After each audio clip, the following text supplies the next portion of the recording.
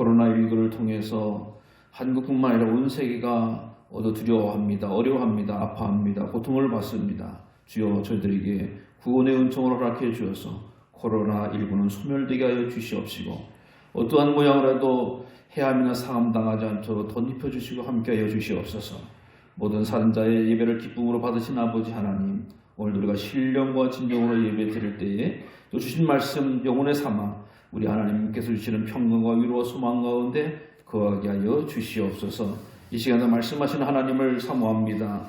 말씀을 통해서 은혜 받기를 원합니다.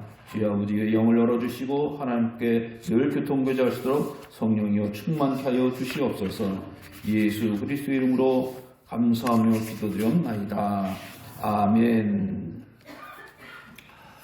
네, 우리 교회가 선교하고 있는 라오스 선교사님과 어제 카톡을 통해서 통화를 잠시 했어요. 그곳에서도 확진자가 10명이 생겼는데, 우리가 보면 숫자가 얼마 안 되죠. 10명이 생겼는데, 국경 통제. 거기가 바로 국경 도시였잖아요. 국경 통제하고, 왜? 병에 걸리면 이 의료가 감당이 안 되니까 무조건 국경을 통제했다고 합니다. 물론, 아시다시피 통제했다고 해서 통제된 겁니까? 메콩강 건너서 왔다 갔다 하고, 산 넘어서 중국에서 왔다 갔다 하는 거 막을 수가 없거든요. 외국 사람들이 얼마나 이 두려운지 그러면서 하시는 말씀에 그 선교사님이 여기서 한국 사람들을 되게 부러워해요. 무슨 말씀이냐니까 한국에서 이 우리 국민들의 의식들이 얼마나 대단해. 마스크 쓰라면 마스크 쓰죠. 손 씻으라면 손 씻죠. 또 거리 두라면 거리 두죠. 이러면서 다 지키니까 그 나라에서도 한국을 보고 배워라라고 하는 이것이 방송을 통해서도 계속 알려지고 있다라고 합니다.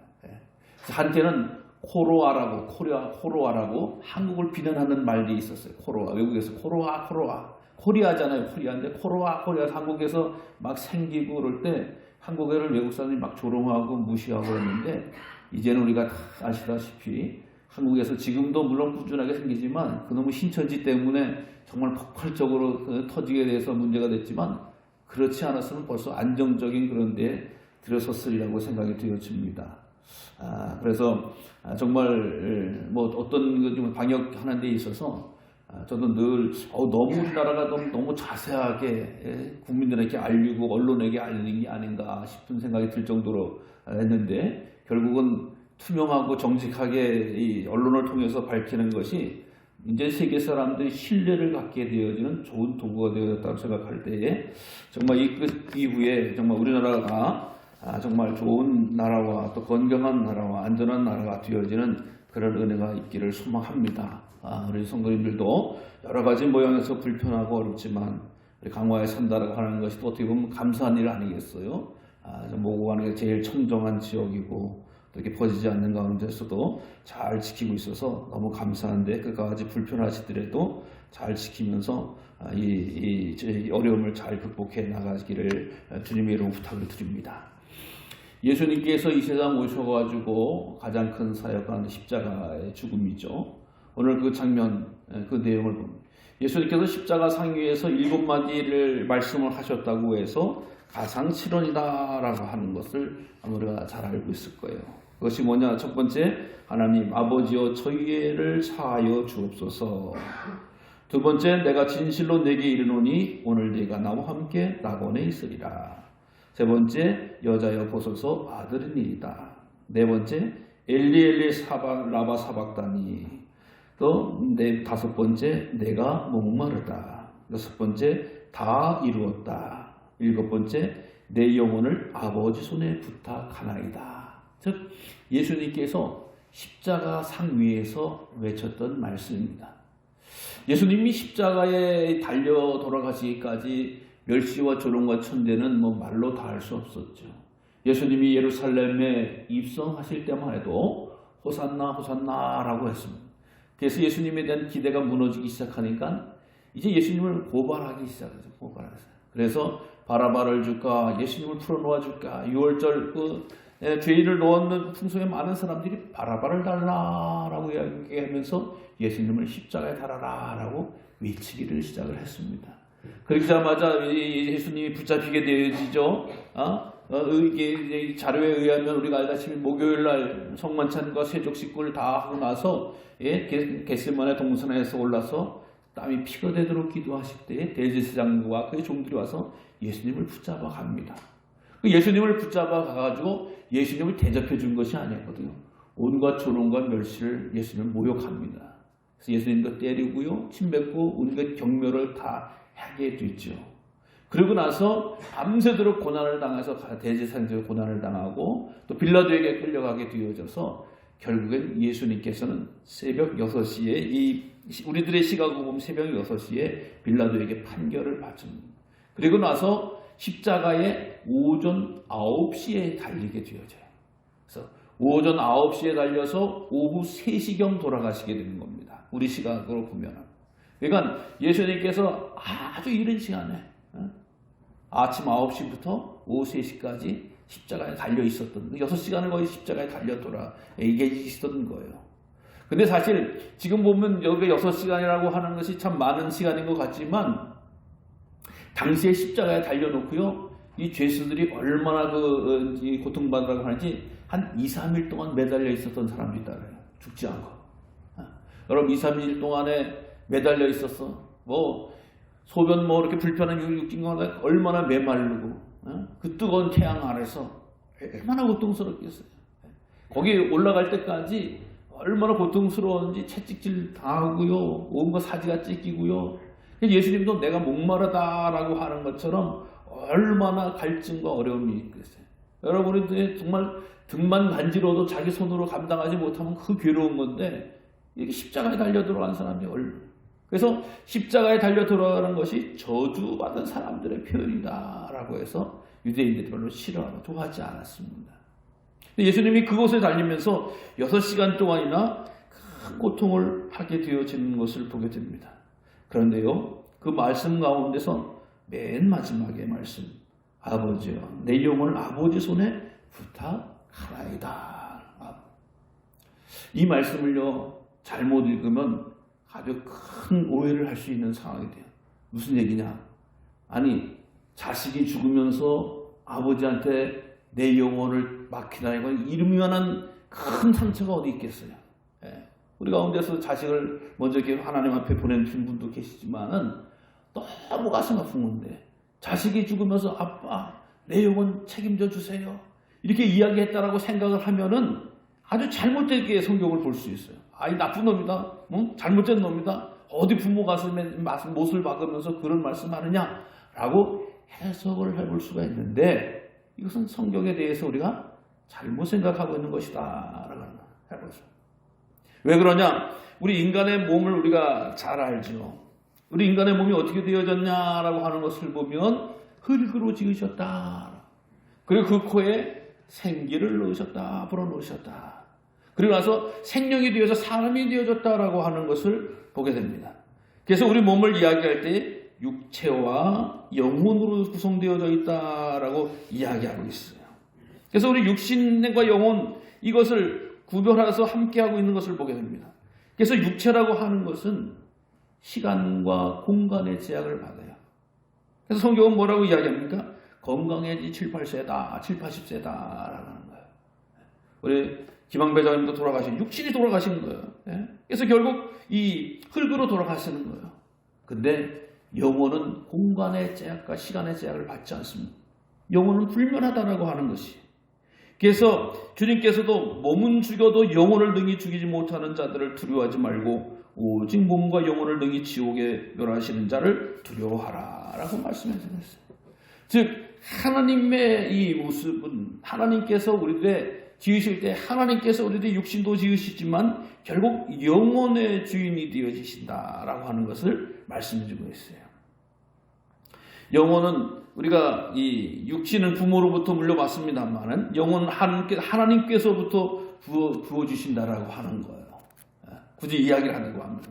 그래서 우리 주님께서도 내 영혼을 아버지 손에 부탁합니다, 아버지 손에 부탁합니다 라고 하는 이 고백은 정말 진실한 믿음의 고백이고 가장 사랑하고 의지하는 그런 믿음의 고백이고 또 신앙의 표현이었다라고 할 수가 있는 거예요. 여러분, 사실 이 아버지 손에 부탁하나이다라고 하는 것은 이게 이 다윗의 손을 통해서 나타나는 말씀, 시편 31편 5편에 나오는 그런 말씀, 내 영혼을 주의 손에 부탁하나이다라고 하는 그 기도의 문의 하나예요. 즉 다윗이 아주 두려움과 어려움을 많이 겪은 사람 아니겠어요? 즉 사울로부터 다윗이 쫓기고 또 적들로부터 수없이 공격을 당할 때에 주님, 내 영혼을 주님 앞에 부탁합니다 라고 하는 것, 기도는 뭐냐? 주님, 나의 생명, 나의 안전을 주님께서 지켜주시기를 바랍니다 라고 하는 그런 이야기예요. 여러분, 내가 책임을 지고 내 손에 있으면 내가 책임을 져야 되는 거예요. 내 손 안에 있으면. 근데 내가 맡겨버리면 그것은 그쪽에서 책임을 지는 거예요. 여러분, 우리가 중요한 것에서 잘 맡기는 그런 이 생활을 하고 있는 거예요. 여러분 가운데서 왜 돈을 안 갖고 계시는 거예요? 여러분의 재산을 다 돈으로 받고 계시면 어떻게? 내 집안에 쌓아놓고 내가 손으로 쥐고 다녀야 되는 거예요. 근데 어떻게 해요? 은행에 맡겨버리는 거예요. 은행에 맡겨버리는 거예요. 맡겨버리면 얼마나 편해요. 얼마나 자유해요. 제일 생명같이 여기는 돈도 은행에 맡기고 나서 뒷짐지고 자고 발 뻗고 자고 그러지, 만약에 돈을 내 전 재산을 찾아가지고 돈을 집안에다 쌓아놓거나 무슨 뭐 장독대에 넣어놓거나 그럼 어디 돌아다니지도 못하고 잠도 못 자는 거예요. 마찬가지로 이 주님께서 이 당시에 이 다윗 같은 경우도 자기가 늘 쫓기고 두렵고 힘들 때 내 영혼을 하나님 주님에 맡깁니다. 나의 안전을 책임져 주세요. 그러면서 다윗이 그 어려운 시간을 보내게 되어졌다라고 하는 것이죠. 이후에 이 기도문은 어떻게 바뀌는 줄 아세요?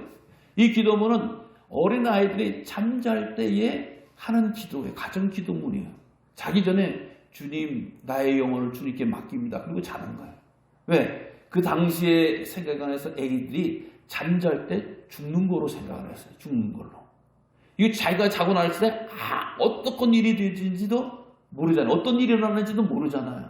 그러니까 진짜 자기가 자다가 못 일어나면 죽는 거니까 내 영혼을 주님께서 책임져 달라고 해서 기도하는 게 나의 영혼을 주님께 맡깁니다 라고 이렇게 이야기해요. 즉 나를 살려주고 나를 두려움에서 벗어나게 해달라고 이 다윗과 그 가정에서 어린아이들이 자기 전에 꼭 하나님 앞에 드리는 기도가 나의 영혼을 주님께 맡긴다고 자는 거예요. 저녁 기도에.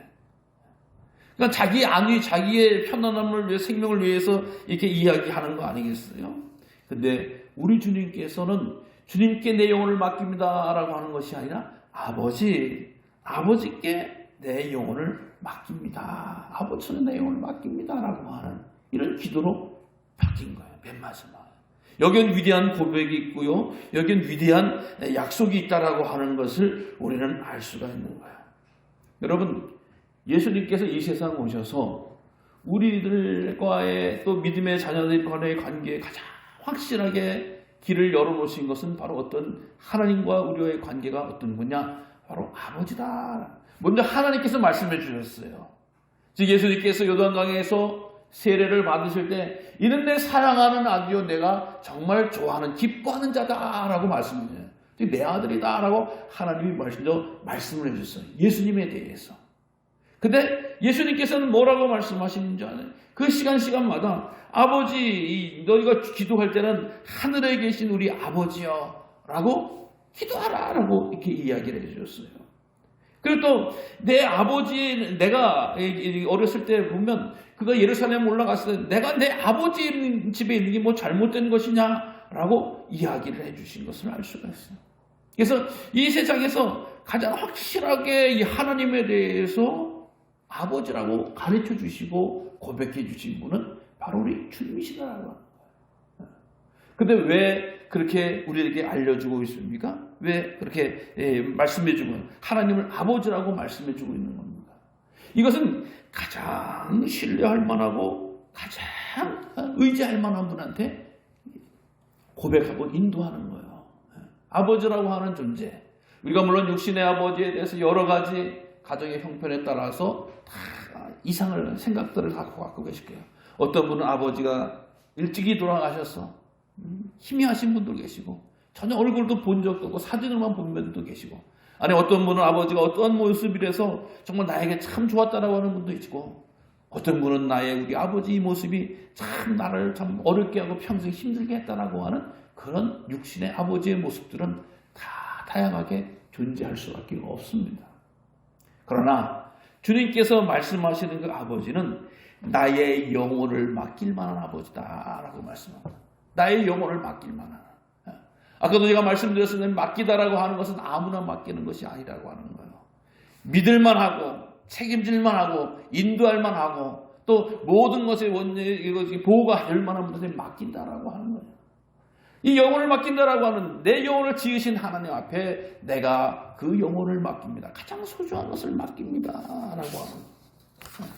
여러분, 이 아이를 돌보라고 할 때도 꼭 부모님이 돌보는 거 아니겠어요? 왜 그렇습니까? 남에게 맡겨가지고 정말 불안하잖아요. 그래가지고 우리 어린이들 같은 데서도 맡겼을 때에 무슨 엉뚱한 짓들을 많이 해가지고 얼마나 이 부모들의 마음이 졸렸어요. 애들을 갖다가 함부로 폭행을 하거나 또 이상한 막 먹이거나 이런 일이 막 사회적으로 문제가 될 때 부모의 마음이 얼마나 불리듯이 일어나요. 차라리 내가 하고 말겠다. 가장 큰 사랑을 가지고 있는 그런 모습 같은 거 아니겠어요? 그러면 예수님께서 이 아버지의 내 영혼을 맡깁니다라고 하는 것은 무슨 의미냐? 아버지가 나를 가장 사랑하신다라고 하는 확실한 표현이다. 이 세상에서 누구보다도 하나님 아버지가 나를 가장 돌보시고 나를 가장 살펴주실 그런 분이시다라고 하는 겁니다. 성경은 말씀합니다. 아버지가 자식을 긍휼히 여김같이 여호와께서는 자기를 경외하는 자를 긍휼히 여기신다라고 말씀하죠. 아버지가 나를 가장 이렇게 살펴보고 불쌍히 여기고 애처롭게 자세하게 살펴보는 분은 아버지다라고 하는 거예요. 여러분, 우리 아버지 하나님 아버지는 얼마나 우리를 사랑하신다라고 말씀하시냐라고 하면 머리털까지도 다 세심받은 사랑이다라고 성경은 구체적으로 말씀해주고 있어요. 하나님을 믿는 자, 주님 앞에 고백을 하는 자들에게 하나님께서 정말 모든 것을 다 섬세하게 헤아리고 계신다라고 하는 거예요.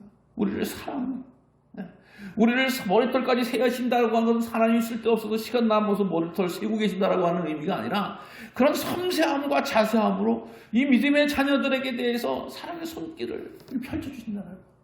여러분, 사랑한다라고 하는 의미가 뭐죠? 살핀다. 섬세하게 그를 찾아본다라고. 우리 부인들이 상방에 가서 머리를 말고 왔는데 남편이 말았는지 풀었는지 잘랐는지 안 잘랐는지 보다 당신 머리 말았네? 라고 한마디 해주면 기분이 상당히 좋다고 그러잖아요. 왜? 신경 써, 관심 써주니까. 자, 근데 말하는데 염색을 했는데도 아무 표현 없고 그런 것은 마찬가지라고 하나. 하나님은 우리들의 모든 심리적인 것이라든가 육신적이라든가 것인가 영적인 그런 모든 디테일한 자세한 모든 부분을 다 헤아리시는 분이에요. 그래서 나는 하나님으로부터 믿음의 자녀들이 되어지면 하나님으로부터 나는 이렇게 섬세하고 자세한 사랑을 받고 있음을 늘 고백하시기를 바랍니다. 늘 인정하시고 늘 마음속에 두시기를 바랍니다. 그렇기 때문에 내 영혼을 아버지 앞에 맡긴다라고 하는 거예요.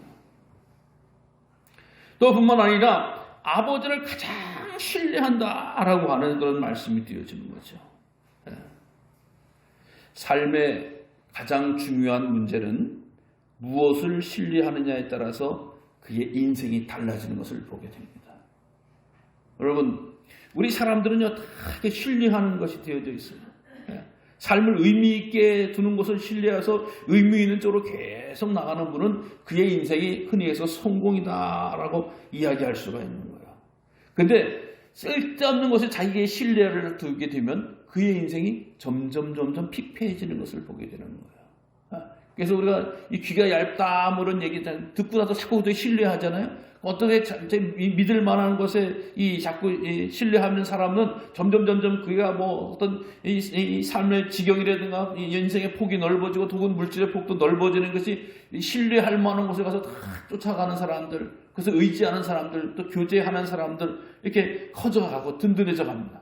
근데 그 사람은 꼭 엉뚱한 데 가서 마음을 쓰고 물질을 두고 시간을 보내요. 이 잘못된 선택을 하면서 자꾸 이렇게 나아가는 것을 보게 되어지는 거예요. 여러분, 우리가 가장 신뢰할 만한 분은 누구신가요? 바로 하나님 아버지입니다. 하나님 아버지의 말씀을 쫓아 보니 우리 영혼이 강건하시고, 하나님 말씀을 쫓아 보니 우리 삶이 풍성해지고, 하나님 말씀을 쫓아 보니 우리 삶에 여유가 있어지고, 이렇게 되어지는 거죠. 그런데 늘 넘어지게 사단의 음성을 듣고 보면 맨 처음은 화려한 것 같고, 맨 처음은 찬란한 것 같지만 거기 쫓아가다 보면 다 빼앗기게 되어지고 무너지게 되어지는 거 아니겠습니까? 우리들의 삶 가운데서 하나님을 신뢰하는 분으로 모시는 은혜가 우리 가운데 있음을 기억하시기 바랍니다. 주님, 저는요, 이 세상 누구보다도 우리 주님을 신뢰합니다. 우리 주님을 신뢰합니다. 왜 그러냐? 우리 여호와 하나님만이 정직하신 분. 시편 33편 여호와의 말씀은 정직하며 그가 행하시는 일은 다 진실하도다. 그러니까 하나님을 신뢰해야 된다는 거, 하나님을 적극적으로 믿어야 된다는 거. 하나님의 말씀이 뭐 믿거나 말거나 뭐 이렇게 이야기하는 거 아니겠어요? 그래서 하나님을 신뢰하니까 내 영혼을 하나님 앞에 부탁합니다. 내 영혼을 하나님 앞에 맡깁니다. 여호와는 나의 반석이시요 나의 피할 바이시요 산성이시로다. 나를 구원하실 분은 여호와 하나님이시다 라고 하는 다윗의 고백처럼 우리가 신실하게 믿고 움직이고 따라갈 분은 바로 오직 여호와 하나님이신 줄로 믿습니다. 그래서 하나님을 신뢰하면요, 염려가 없어지는 거예요. 신뢰하는 게 크면 염려가 적어질 수밖에 없어요. 염려가 크면 신뢰가 점점 줄어들 수밖에 없는 거라고 하는 거예요. 믿음의 사람들에게 있어서 믿음이 하나님을 신뢰하면 신뢰할수록 염려라고 하는 부분이 들어올 수가 적게 진다라고 하는 거예요. 믿음 생활한다라고 하면서 염려가 크고 염려를 달고 생활을 한다라고 하는 것은 믿음이 없다라고 하는 얘기나 정말 믿음이 정말 연약하다라고 밖에 표현할 수가 없다라고 하는 거예요. 염려는 뭐냐? 불신앙이다.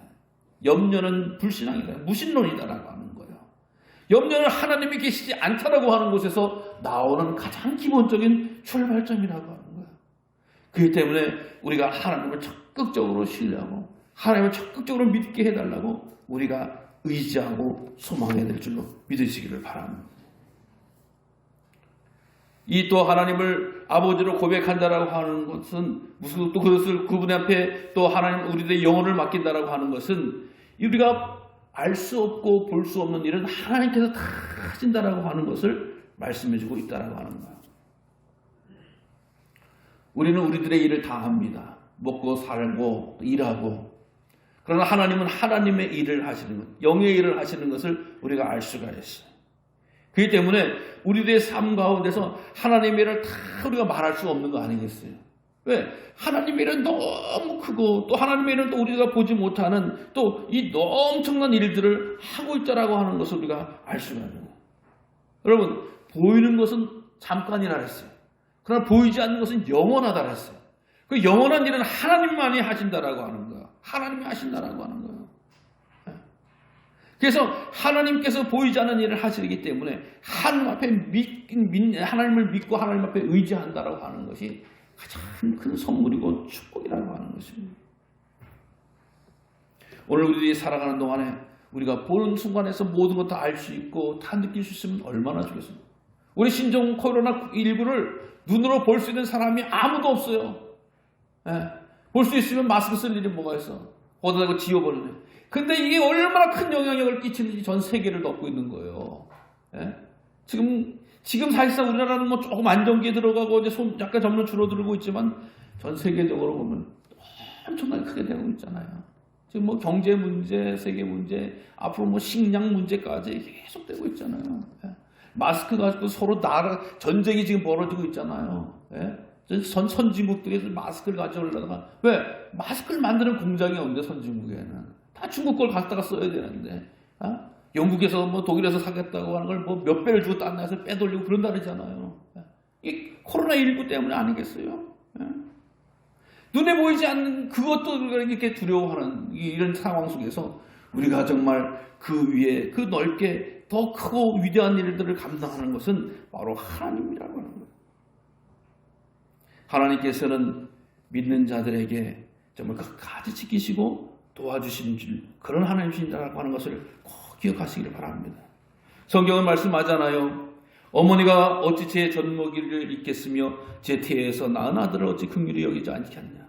비록 어머니가 자식을 잊는다 하여도 나는 절대로 너를 잊지 않겠다.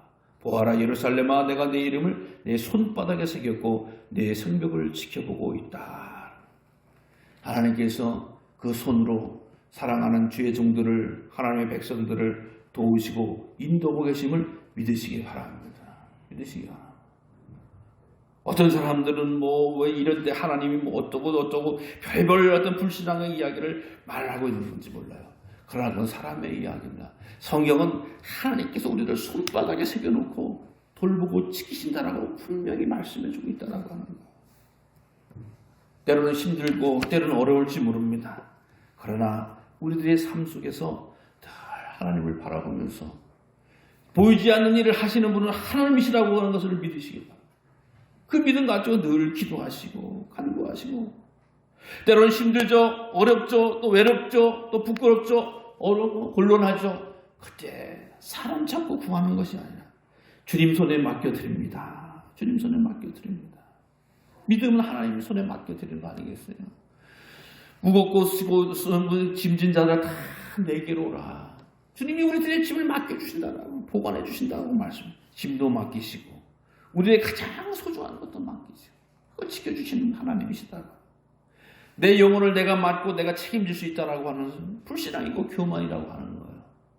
그래서 우리 믿음의 성도들은 위기가 어려움이 있을 때 기도할 수밖에 없는 것이고, 기도함으로 하나님을 발견하는 것이고, 하나님을 발견하고 그 말씀을 통해서 위로받는 것이고, 환난 날에서 나를 지키실 분은 하나님밖에 없다. 오늘 본문의 말씀을 표준 세변으로 이야기하면 주님의 손에 나의 생명을 맡깁니다 라고 하는 표현이에요. 여러분, 우리들의 중심은요, 늘 이런 마음과 이런 그런 것을 잊지 마시기를 바랍니다. 주님께 맡기면 주님이 책임져 주시는 것이고, 주님께 100% 맡기면 주님께서 100% 책임져 주시는 거고, 온전히 맡기면 온전히 책임져 주실 것이라고 하는 믿음 가운데 거하시기를 바랍니다. 예수님이 십자가에 달려 돌아가실 때 그랬다는 거예요. 전적으로 모든, 또 내 영혼의 주인 되신 하나님 앞에 맡깁니다. 맡겼더니 어떤 일이 벌어집니까? 주님께서는 부활의 영광을 준비하고 계셨던 것입니다. 부활의 승리를 준비하고 계셨던 건 오래도 안 갔습니다. 3일 만에 그 역사적인 일을 벌였던 것처럼 주님, 우리에게도 주님 맡길 만한, 이 맡길 만한 그런 믿음을 허락해 달라고 늘 기도하시고, 늘 사모하시고, 늘 무장하셔서, 그래 내가 너를 지켜주리라, 내가 너를 인도하리라, 내가 너를 새겨주리라 라고 하는 위로의 말씀으로 이 어려운 때를 지나고, 또 환난 가운데서 이 고난 주간 가운데 더욱더 주님과 깊이 영적으로 교제하는 그런 은혜가